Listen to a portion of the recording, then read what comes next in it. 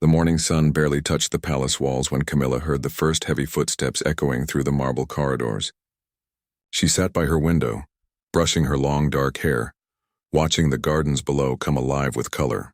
Birds sang their usual songs and the fountain sparkled in the early light.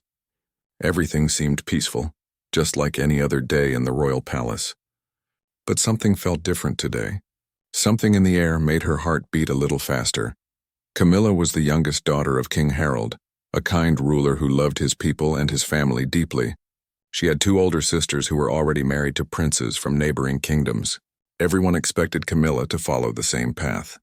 At 22 years old, she was considered old enough to marry, and her father had already begun receiving proposals from various nobles and royals across the land. But Camilla's heart belonged to someone else, someone she could never openly claim. She placed her brush down and walked to her dressing table, where a small silver locket lay hidden beneath her jewelry box. Inside was a tiny painting of a man with warm brown eyes and a gentle smile. His name was Thomas, and he was a gardener who worked in the palace grounds. They had met 2 years ago when Camilla was walking through the rose garden and stumbled upon a hidden corner filled with the most beautiful flowers she had ever seen. Thomas had created that space himself, spending his free time cultivating rare blooms that no one else in the kingdom had managed to grow. Their friendship had started innocently enough. Camilla would visit the garden every morning, and Thomas would tell her about the different plants, their meanings, and how to care for them. He spoke with such passion and knowledge that Camilla found herself looking forward to these meetings more than anything else in her day. Thomas never treated her like a princess who needed to be feared or impressed. He treated her like a person, like someone whose thoughts and feelings mattered beyond her royal title. Over time, friendship turned into something deeper. They began meeting in secret, finding quiet moments when the palace was busy and no one would notice. Thomas would bring her wildflowers from the countryside, and Camilla would read him poetry from books in the royal library. They talked about everything, dreams and fears, hopes and worries. Thomas told her about his childhood in a small village, how he learned gardening from his grandmother, and how he dreamed of one day having his own piece of land where he could grow anything he wanted.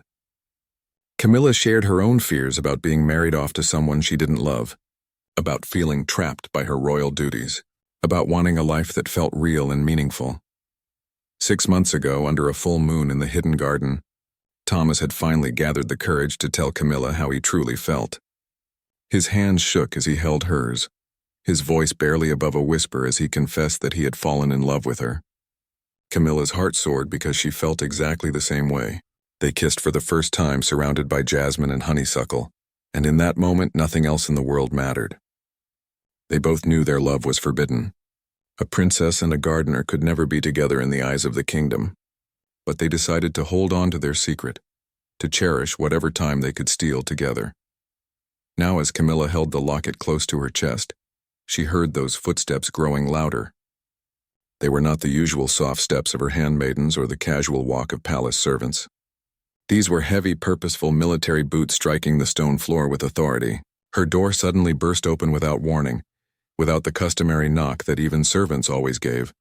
6 royal guards filled her doorway, their armor gleaming, their faces stern and emotionless. Behind them stood Lord Bartholomew, her father's chief advisor, a man Camilla had never trusted.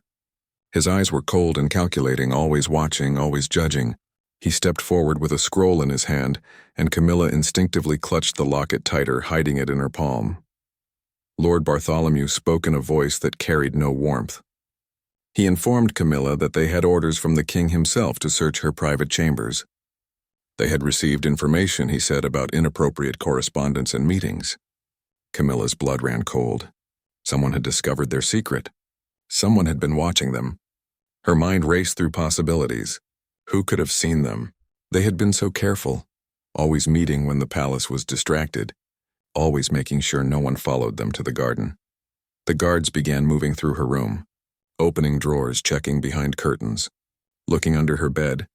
They moved with trained efficiency, leaving nothing unchecked.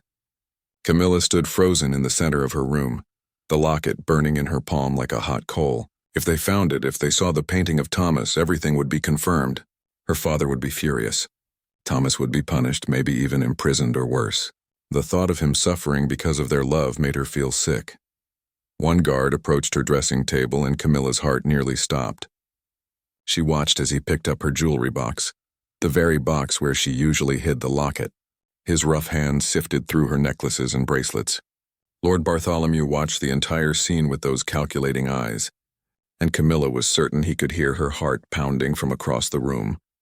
She thought about Thomas at that moment, probably working in the gardens right now, completely unaware of what was happening. She thought about his smile, the way his eyes crinkled at the corners when he laughed, the gentle way he handled even the most delicate flowers. She thought about the future they had secretly dreamed about, knowing it was probably impossible but hoping anyway. She thought about the last time they had met, just 3 nights ago in the garden.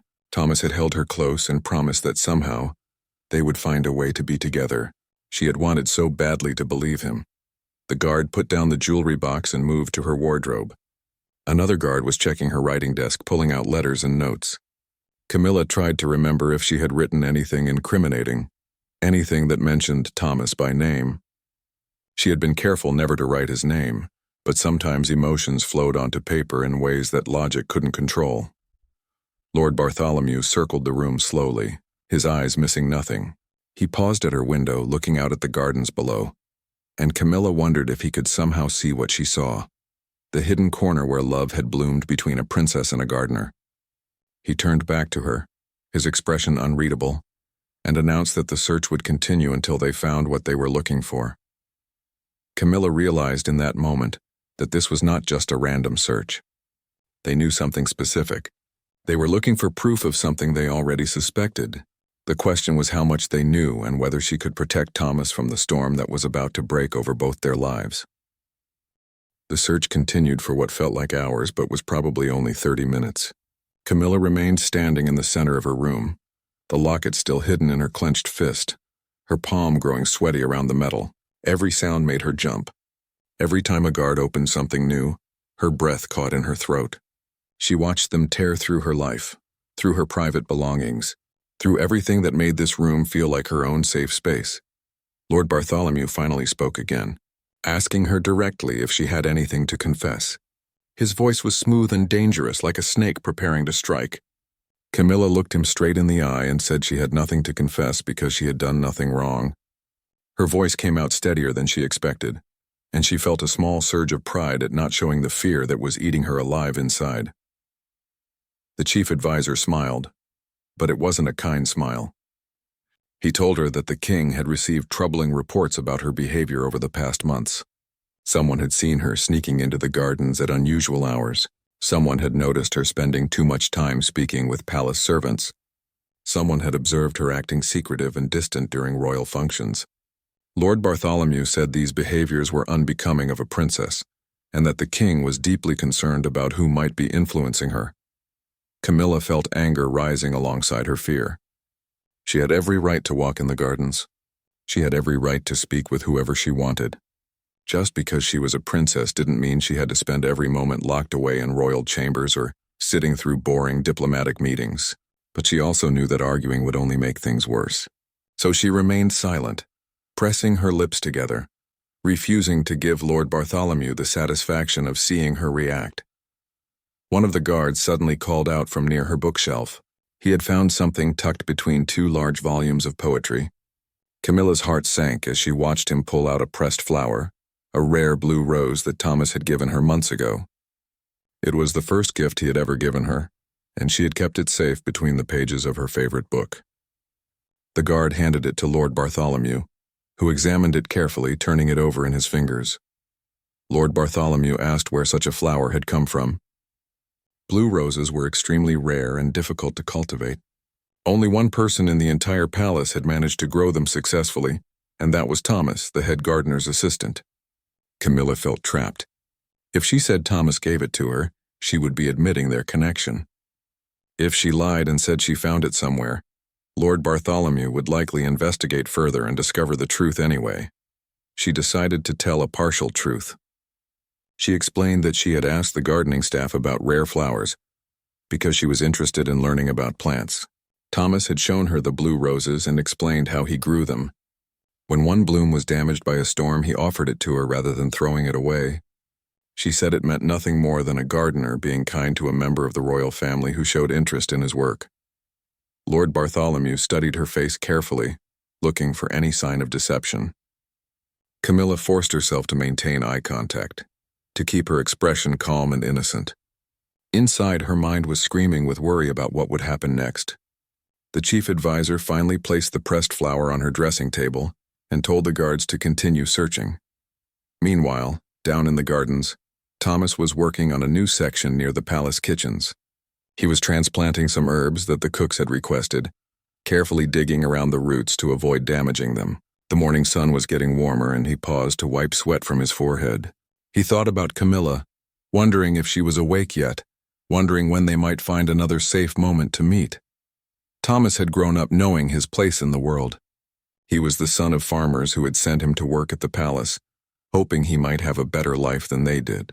He had learned gardening from the older staff members and discovered he had a natural talent for it. Plants seemed to respond to his care in ways they didn't for others. He could take struggling seedlings and nurse them to health.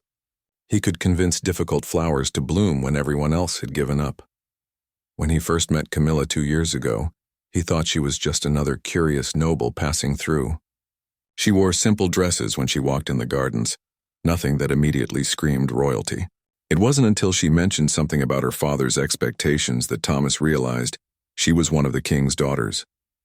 By then, they had already talked for an hour about roses and soil composition, and he had felt a connection with her that he couldn't explain. Thomas knew loving Camilla was dangerous. He knew it could cost him everything, but he couldn't help himself. She saw him as a person, not just a servant. She listened when he talked about his dreams. She shared her own struggles and fears with him. With her, he felt like he mattered, like his life had meaning beyond just tending plants. He had tried to fight his feelings, had tried to keep his distance, but love didn't work that way. Love grew like the plants he cared for, taking root whether you wanted it to or not. He was so lost in his thoughts that he didn't notice Richard, one of the senior guards, approaching until the man was standing right beside him. Richard was different from most guards. He was fair and kind, and he had always treated Thomas with respect. Richard's expression was serious as he quietly told Thomas that he needed to be very careful today. Something was happening in the palace, he said. The royal guards were searching Princess Camilla's room on orders from Lord Bartholomew.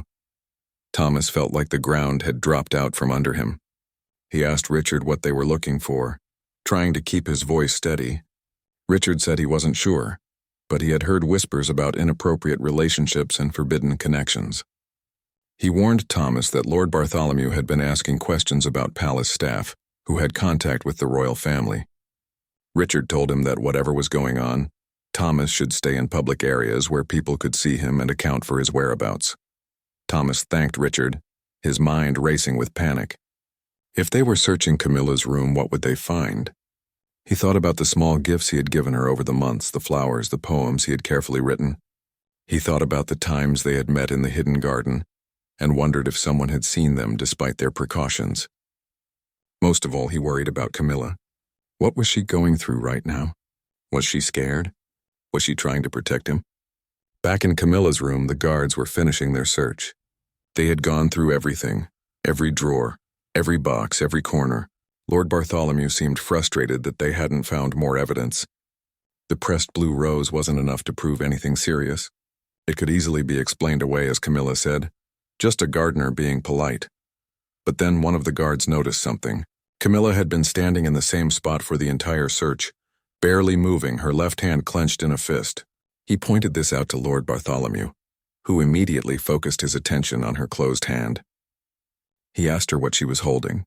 Camilla said it was nothing, just a nervous habit. But Lord Bartholomew wasn't satisfied. He told her to open her hand. Camilla felt time slow down. She could refuse, but that would only make her look more guilty. She could try to run, but where would she go?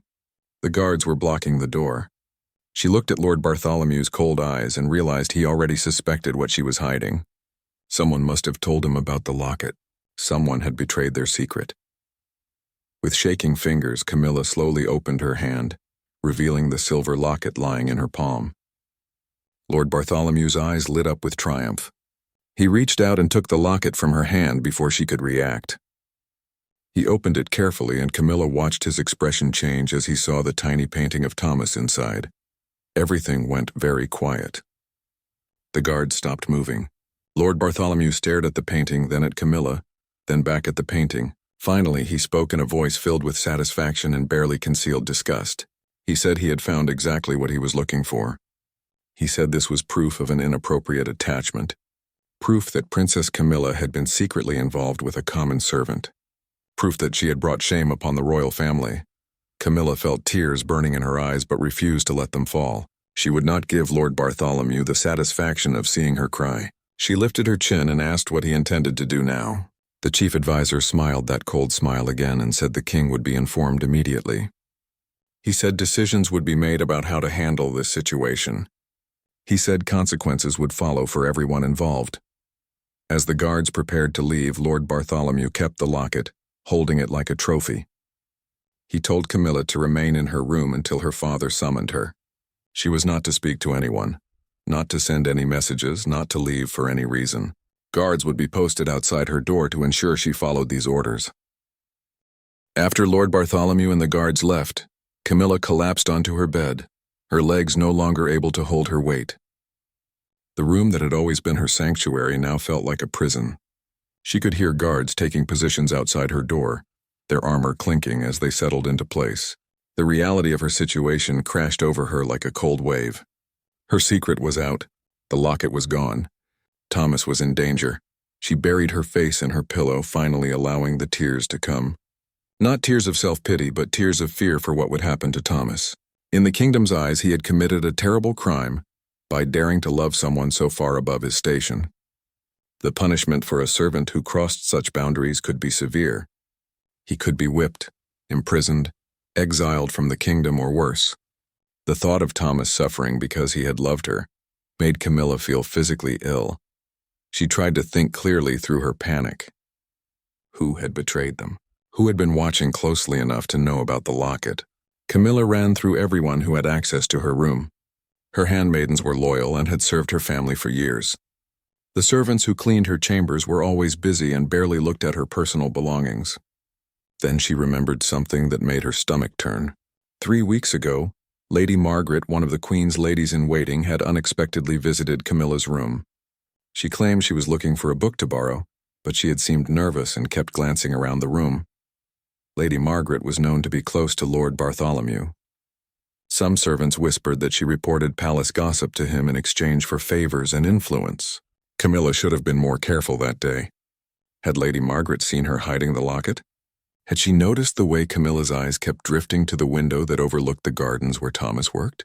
The more Camilla thought about it, the more certain she became that Lady Margaret was the spy who had set this trap.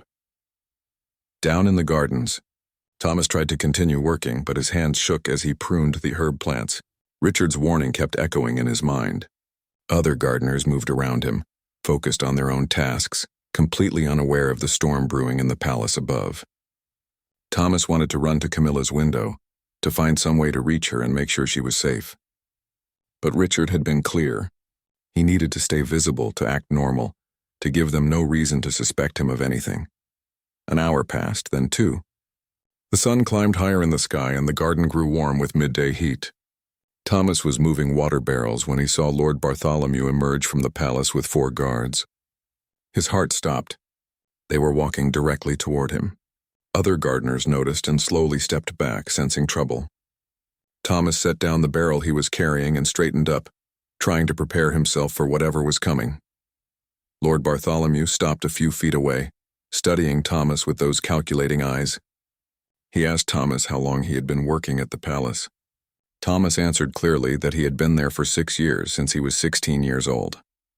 Lord Bartholomew asked if Thomas enjoyed his work, if he was grateful for the opportunity to serve the royal family. Thomas said he was grateful and that he tried to do his job well. Then Lord Bartholomew pulled out the silver locket, letting it dangle from his fingers in the sunlight. He asked Thomas if he recognized it. Thomas felt his mouth go dry. He could lie, but what would be the point? The painting inside was clearly of him. Lying would only make things worse. So he admitted that yes, he recognized the locket. He had seen Princess Camilla wearing it once during one of her walks in the garden. Lord Bartholomew smiled that cold smile. He said Thomas was lying. He opened the locket to reveal the tiny painting and asked if Thomas really wanted to claim he didn't know why Princess Camilla would have a painting of him hidden in her private chambers. The other gardeners were watching now, whispers spreading through the group. Thomas felt heat rising to his face, not from shame but from anger at how Lord Bartholomew was trying to humiliate him. Thomas made a decision in that moment. He could try to protect Camilla by denying everything, or he could protect her in a different way by telling the truth. He chose the truth. He looked Lord Bartholomew in the eye and admitted that yes, he and Princess Camilla had developed feelings for each other.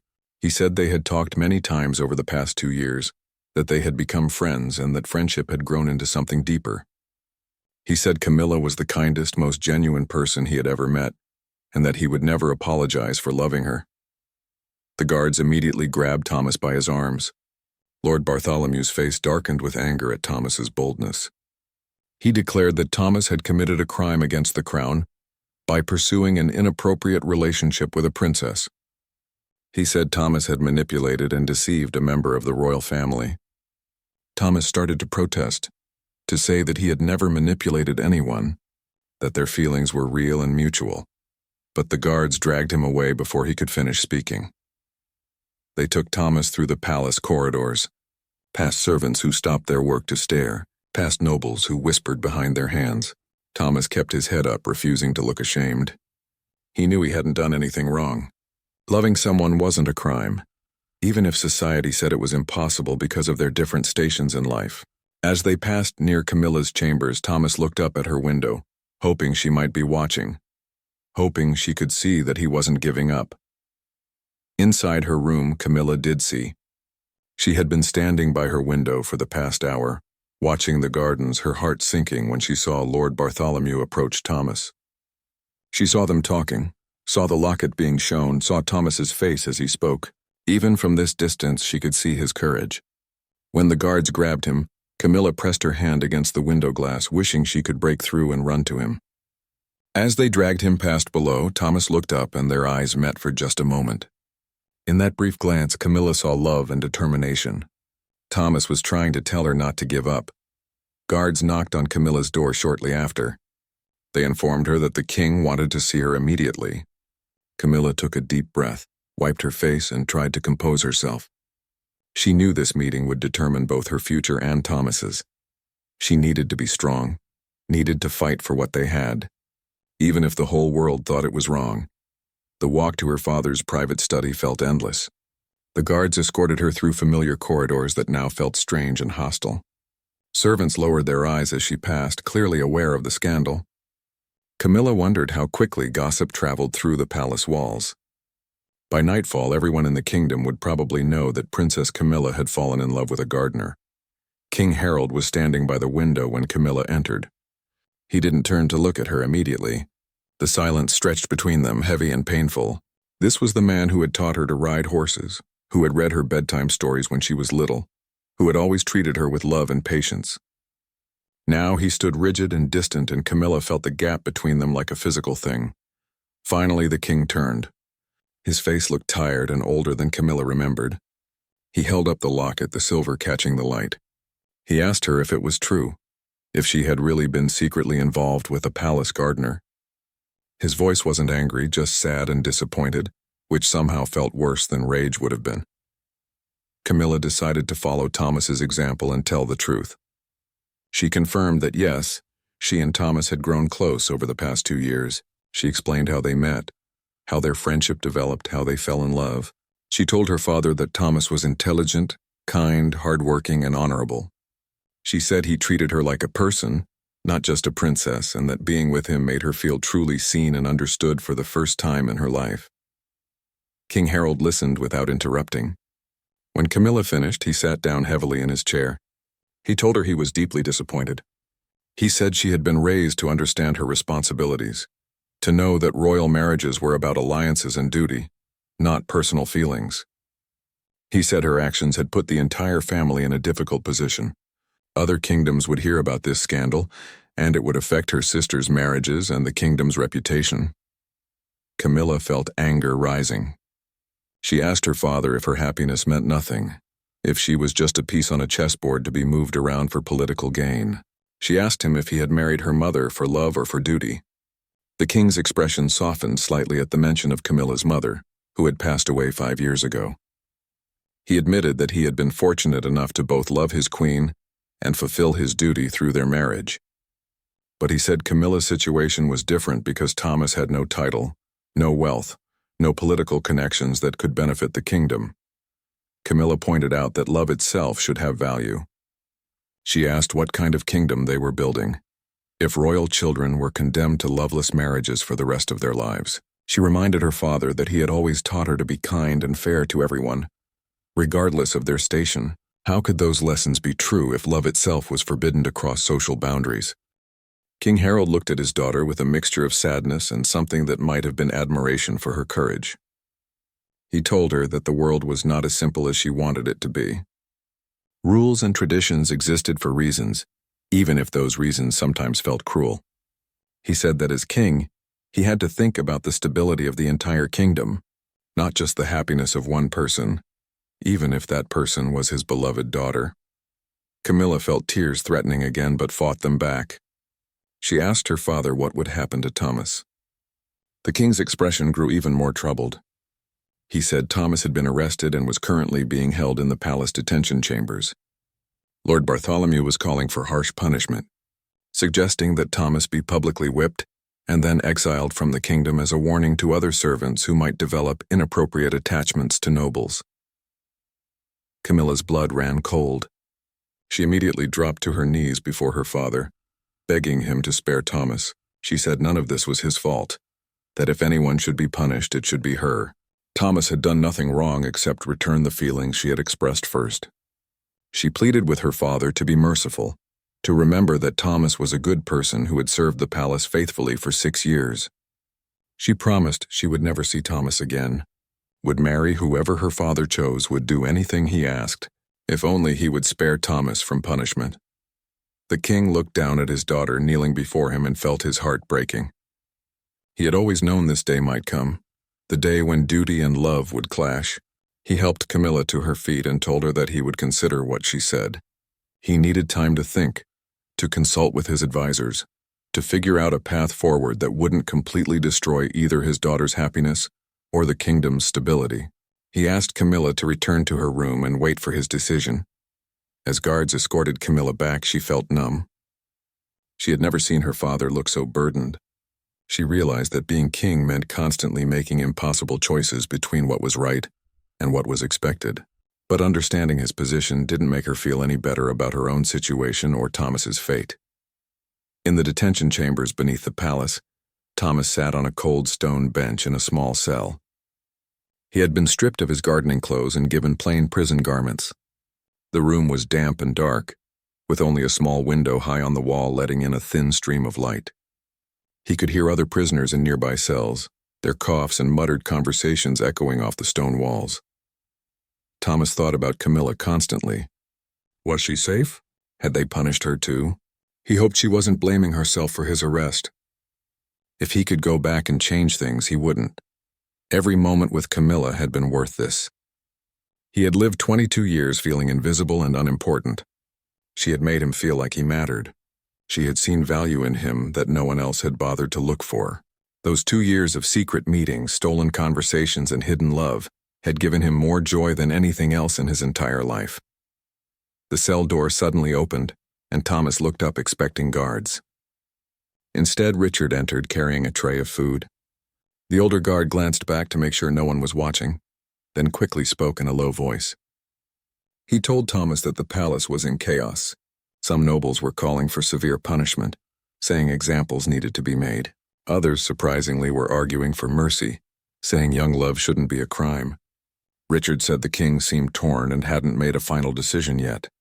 Richard also told Thomas that Princess Camilla had defended him before the king, had begged for his life, had offered to sacrifice her own happiness to save him. Thomas felt his chest tighten at this news. Even now, Camilla was trying to protect him. Richard warned that Lord Bartholomew was pushing hard for exile at minimum, possibly worse. The chief advisor saw this as an opportunity to demonstrate his authority and control over palace affairs.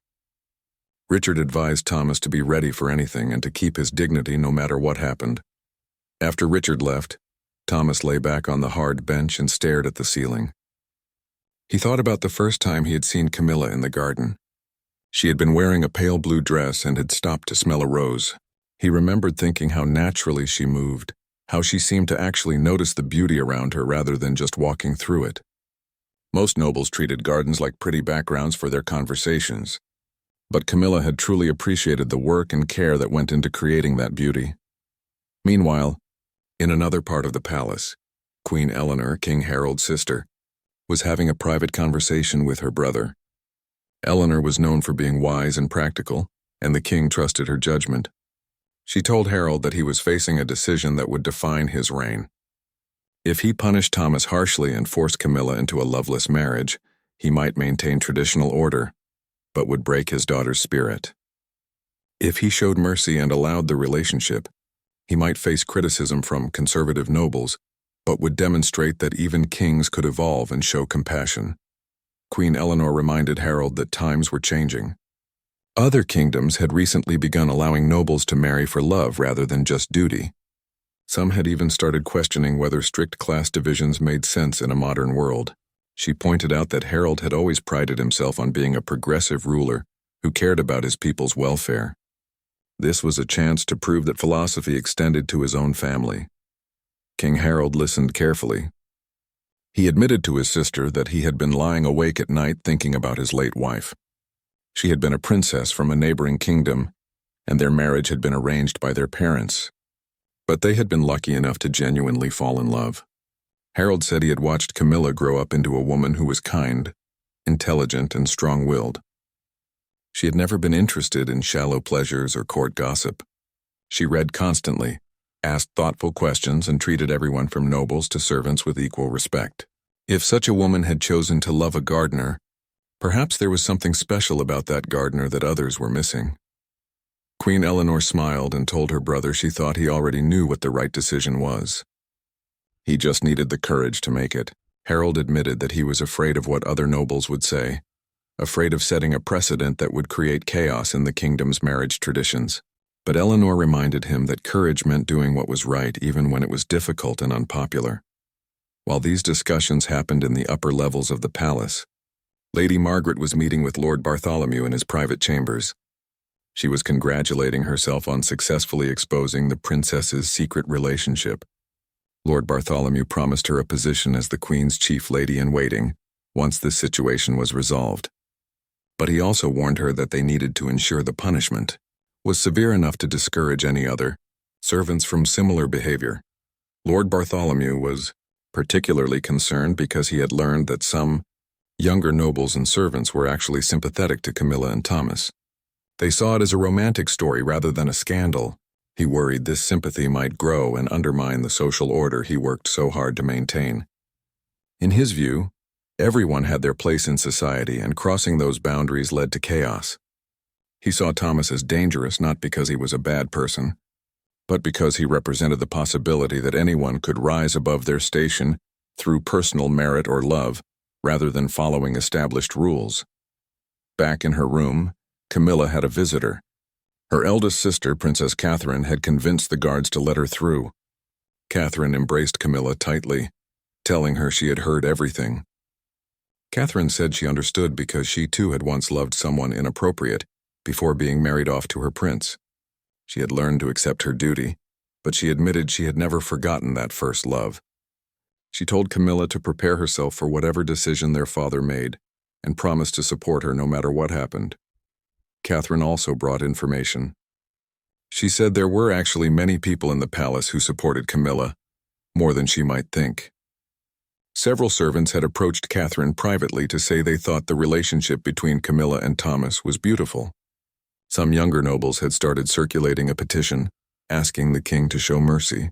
Even some of the older advisors were questioning whether such harsh punishment was really necessary.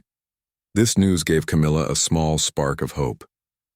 She asked Catherine what she thought would happen. Catherine admitted she didn't know. Their father was a good man, but he was also a king who had to consider many factors beyond just his personal feelings. She told Camilla to stay strong and to remember that no matter what happened, The love she and Thomas shared was real and valuable. No one could take that away from them. That evening, King Harold called a special meeting of his council. All the senior advisors gathered, including Lord Bartholomew, Queen Eleanor, several military commanders, and representatives from the kingdom's most powerful noble families. The king laid out the situation clearly. His daughter had fallen in love with a palace gardener. This love was real and mutual. Now he had to decide what to do about it. Lord Bartholomew immediately argued for strict punishment. He said traditions existed for good reasons, and the council chamber filled with heated debate. Different advisors took different sides.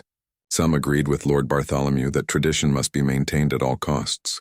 Others agreed with Queen Eleanor that showing compassion would strengthen, rather than weaken, the royal family's position. The military commanders generally stayed quiet, feeling this was a matter of court politics rather than military strategy. Finally, Sir Edmund, one of the oldest and most respected advisors, spoke up. He had served King Harold's father before him and had witnessed decades of royal decisions. He said he remembered a similar situation 40 years ago when a young duke fell in love with a merchant's daughter.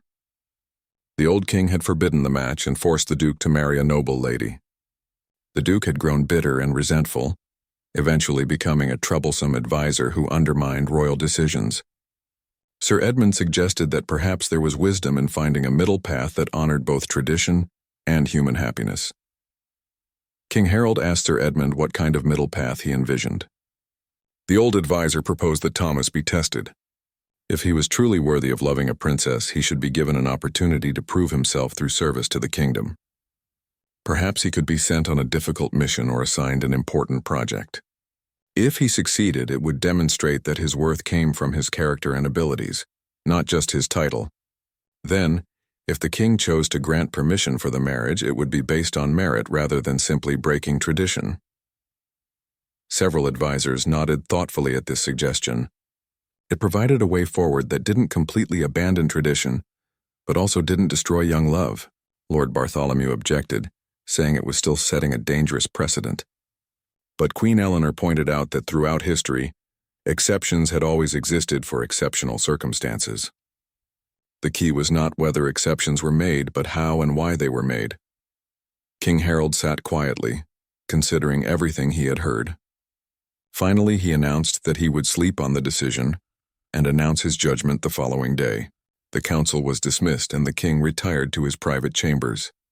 He spent hours that night walking through the palace corridors, thinking about his daughter, about Thomas, about the kingdom, and about what kind of ruler he wanted to be. In the early morning hours, King Harold made his way to the palace chapel. He prayed for guidance, asking his late wife what she would have wanted for their daughter. He thought about how happy he and his wife had been, how their love had sustained them through difficult times, how that happiness had made them better rulers because they governed with hope rather than cynicism. He realized that if he forced Camilla into a loveless marriage, he would be denying her the same source of strength that had sustained him. As the sun rose, King Harold finally knew what he had to do. He called for his guards and instructed them to bring Thomas from the detention chambers. He also sent word for Camilla to come to the throne room. It was time to announce his decision. Thomas was brought in first. He had spent a sleepless night in the cell, alternating between hope and despair. When guards came for him, he prepared himself for the worst. They led him through the palace to the throne room, a massive chamber he had only glimpsed once or twice in 6 years. The room was intimidating with its high ceilings, marble columns, and the golden throne positioned on a raised platform. King Harold sat on his throne, wearing full royal regalia. Guards lined the walls. Several advisors stood to the side, including Lord Bartholomew, who looked particularly stern. Thomas was positioned in the center of the room, and he dropped to one knee as was customary when facing the king. Camilla was brought in next. She looked pale but composed, her head held high despite her red-rimmed eyes that showed she had cried during the night. She took her position near her father's throne, her eyes immediately finding Thomas. Their gazes locked for a moment, communicating more in that brief glance than words could express. King Harold began to speak.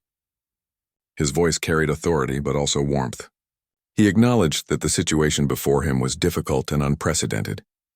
He said he had spent considerable time consulting with advisors praying for guidance and searching his own heart. He admitted that as a father he wanted his daughter's happiness, but as a king he had to consider the welfare of the entire kingdom. The king addressed Thomas directly, asking him to stand. Thomas rose but kept his eyes respectfully lowered. King Harold asked him what he did at the palace. Thomas explained his work in the gardens, describing how he cultivated plants, maintained the grounds, and experimented with growing rare flowers. The king asked if Thomas was good at his work. Thomas answered honestly that he believed he had a natural talent for gardening, and that he took pride in making the palace grounds beautiful. King Harold then asked Thomas about his family background. Thomas explained that his parents were simple farmers, who had worked hard to give him opportunities they never had. He said he had learned from them the value of honest work and treating all people with dignity. The king asked what Thomas's dreams were for the future. Thomas said he had always hoped to one day have his own land, where he could create beautiful gardens that people could enjoy. Perhaps even develop new varieties of plants that could help farmers grow better crops. Then the king asked the most important question. He asked Thomas if he truly loved Princess Camilla. Thomas finally looked up, meeting the king's eyes directly. He said that yes, he loved Camilla with all his heart. He said she was the kindest, most intelligent, most genuine person he had ever met. He admitted that he knew their love was forbidden by society's rules, but he could not apologize for his feelings. He said that Camilla had seen value in him that no one else had, and he would spend his entire life trying to be worthy of that faith if given the chance. King Harold studied Thomas's face carefully, looking for any sign of dishonesty or manipulation. He saw only sincerity and quiet courage. The king turned to his daughter and asked her the same question. Did she truly love Thomas? Camilla answered without hesitation. She said she loved Thomas and that he had shown her what it meant to be truly seen and valued as a person, rather than just a title. She said that with him, she felt she could be her authentic self. The throne room was completely silent as everyone waited for the king's judgment. Lord Bartholomew looked confident that tradition would be upheld. Queen Eleanor watched her brother with hope in her eyes. The other advisors and guards waited tensely. King Harold stood from his throne and walked down the steps until he was on the same level as Thomas and Camilla. This simple action shocked everyone in the room because the king never descended from his throne during official proceedings. He looked at both young people carefully, then began to speak. He said he had been wrestling with a difficult truth. On one hand, he had a responsibility to maintain traditions that had served the kingdom for generations. On the other hand, he had a responsibility to be a just and compassionate ruler who recognized that traditions should serve people, not the other way around. He said he had come to realize that true nobility was not determined by birth but by character, courage, and how one treated others. The king addressed Thomas again. He said that while Thomas had no title or wealth, he had demonstrated qualities that were more valuable. He was hardworking, talented, honest, and brave enough to love openly even when that love was forbidden. He had not manipulated or deceived anyone. He had simply been a good person who fell in love with someone who happened to be a princess. King Harold then announced his decision. He said he would not punish Thomas for loving Camilla. However, he also could not simply allow them to marry immediately, as that would create too much disruption to the kingdom's social order. Instead, he proposed a test period.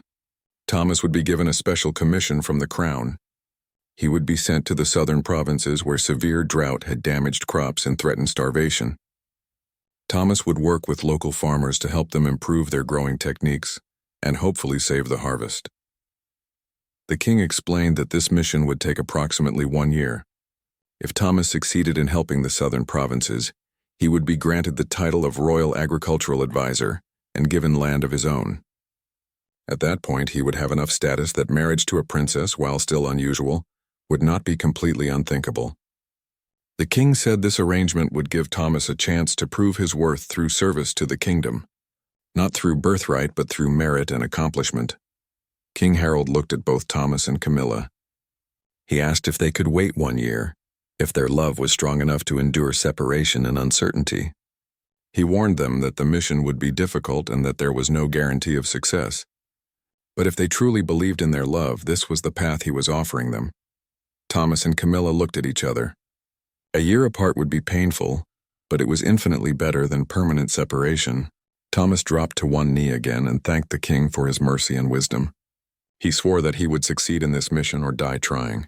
Camilla also thanked her father, her eyes brimming with tears of relief and gratitude. The throne room erupted in whispers and murmurs. Lord Bartholomew looked shocked and angry, clearly unhappy with this decision. But he could not openly defy the king's judgment. Queen Eleanor smiled with approval, proud of her brother for finding a path that balanced compassion with responsibility. The other advisors seemed divided, but most recognized that the king had found a clever solution to an impossible situation. Over the next few days, preparations were made for Thomas's journey to the southern provinces. He was given proper clothes, supplies, and a small team of assistants who knew the area. The king personally met with Thomas to explain the full scope of the mission. The southern provinces had been suffering from poor harvests for 3 years. Traditional farming methods were failing, and people were desperate. Thomas's task was to study the soil conditions, water availability, and local climate, then teach farmers new techniques that could help them grow food more successfully. King Harold warned Thomas that this would not be easy.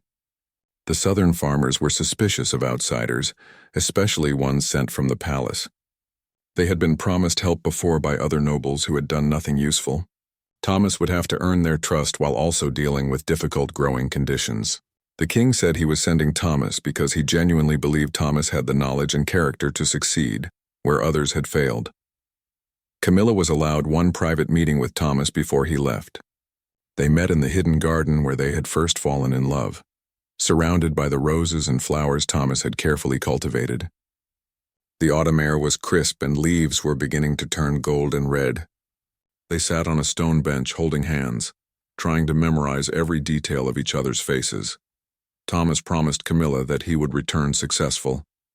He said he would think of her every single day, and that their love would give him strength to overcome any challenge. Camilla told him to be safe and to not take unnecessary risks. She said she would wait for him no matter how long it took. She gave him a handkerchief she had embroidered with flowers that matched the ones in their secret garden. Thomas gave her a small leather journal, asking her to write down her thoughts over the year so they could share everything they missed when he returned. They kissed goodbye as the sun set behind the palace walls, painting the sky in shades of pink and purple. It was the hardest thing either of them had ever done, letting go of each other when they wanted nothing more than to stay together. But they both understood this separation was necessary for them to have a future. Thomas departed the next morning with his small team. Camilla watched from her window as they rode through the palace gates, heading south. She touched the window glass as if she could reach through it to touch him one more time. Then she returned to her room and opened the journal Thomas had given her. On the first page, he had written a simple message in his careful handwriting about carrying their love with them wherever they went, and it being the light that would guide them through dark times. The first few months were incredibly difficult for both of them. Thomas arrived in the southern provinces to find conditions even worse than he had been told. The soil was depleted from years of growing the same crops. The irrigation systems were poorly maintained. The farmers were exhausted and demoralized. Many of them were skeptical when this young man from the palace arrived claiming he could help. Thomas started small. He worked alongside the farmers in their fields, getting his hands dirty, showing he was not too proud to do hard labor. He carefully studied the soil, testing different areas, taking notes.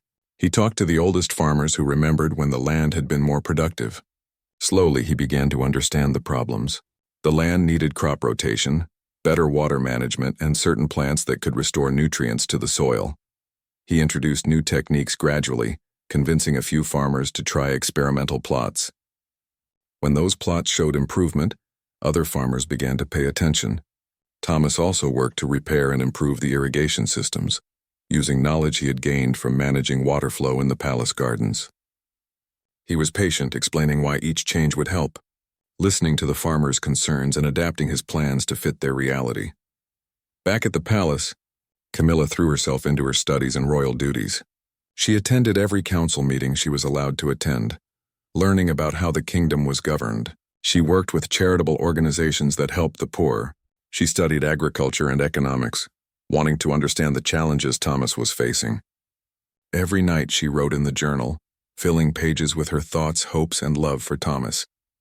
She also faced challenges from those who disapproved of her father's decision. Lord Bartholomew remained cold and distant, clearly hoping Thomas would fail. Some nobles whispered that the king had been too lenient, that royal standards were falling. But Camilla also found unexpected supporters. Many younger nobles admired her courage. Servants throughout the palace quietly cheered for the love story between the princess and the gardener.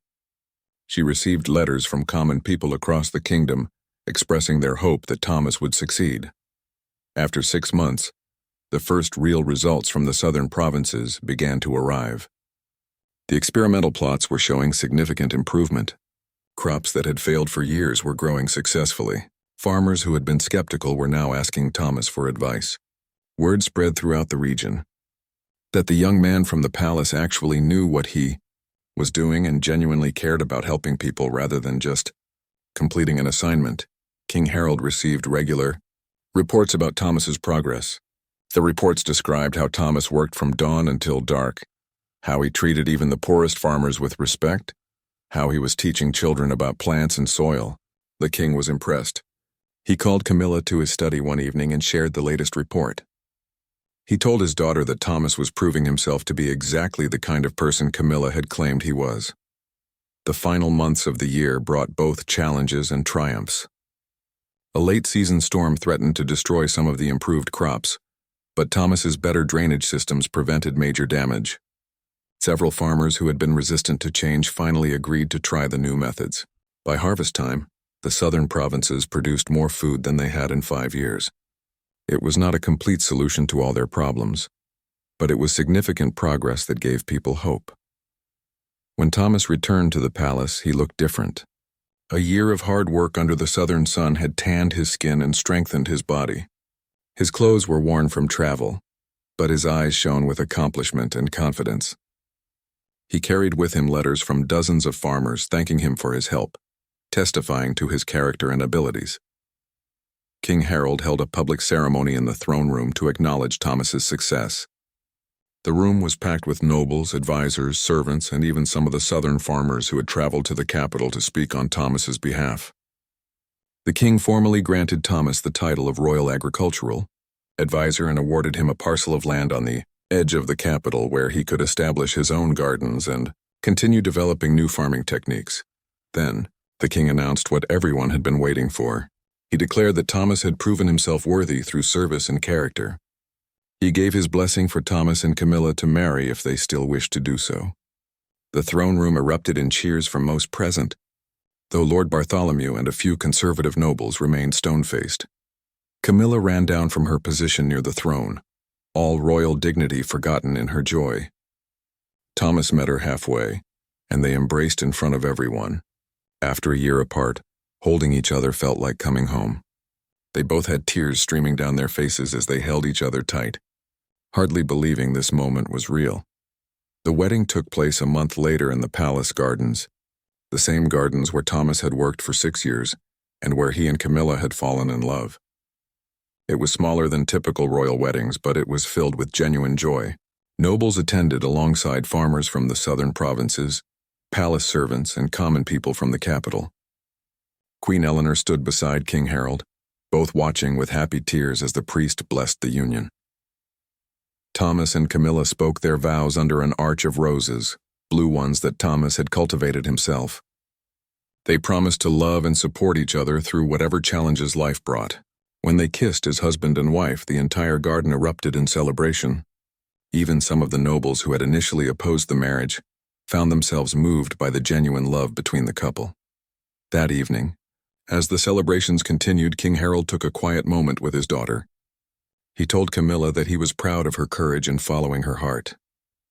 He admitted that her situation had taught him important lessons about leadership, about balancing tradition with compassion, about recognizing that true worth came from character rather than birthright. He said he believed the kingdom would be stronger for this change, that it would give hope to many people who felt trapped by the circumstances of their birth. Camilla thanked her father for giving them a chance, for seeing the good in Thomas when others only saw a gardener. She promised that both she and Thomas would spend their lives proving that his faith in them was true.